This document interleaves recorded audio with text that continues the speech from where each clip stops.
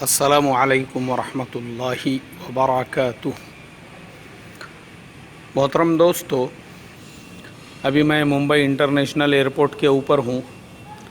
باہر ایک ملک کا میرا سفر ہے، تو میری عادت ہے میں جہاں جاتا ہوں سب سے پہلے مسجد میں ہی تھوڑی دیر قیام کرتا ہوں، تحیۃ الوضو تحیۃ المسجد پڑھتا ہوں۔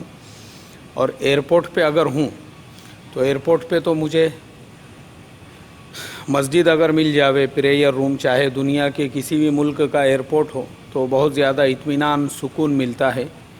ابھی دیکھو رات کے تقریباً 3:45 بج رہے ہیں، اور یہ ممبئی کا انٹرنیشنل ایئرپورٹ ہے۔ ماشاءاللہ یہ ہمارے بھائی صاحب جو ہے شری لنکا سے ہے، لیکن دبئی میں ان کا بزنس ہے۔ اب دیکھو اللہ تعالیٰ کی قدرت کا نظام۔ میں نماز کے لیے آیا اور میرے پاس میں جو ہے پارلے جی کا بسکٹ کا پیکٹ تھا، پانی کی بوٹل، یہ دونوں چیزیں میری تھی۔ میں بیٹھا کھانے کے لیے اور میں نے ہمارے بھائی صاحب کو انوائٹ کیا۔ میں بولا بھائی آئیے ہمارے انڈیا کا پارلے بسکٹ کھائیے، پانی پیجیے۔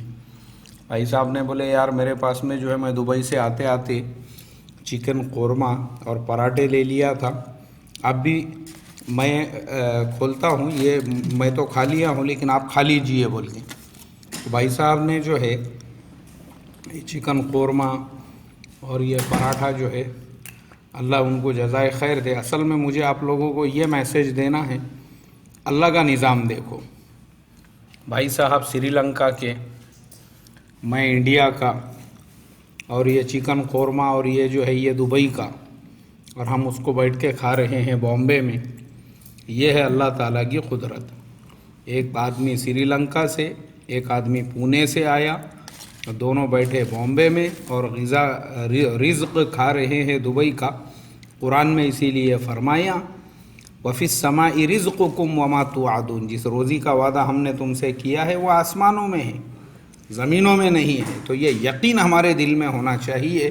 میرے تو وہم و گمان میں بھی نہیں تھا کہ اللہ تعالیٰ مجھے دبئی کا چکن قورمہ اور پراٹھا کھلائیں گا۔ میں تو بھائی صاحب کو انڈیا کا پارلے جی اور پانی پلانا چاہ رہا تھا۔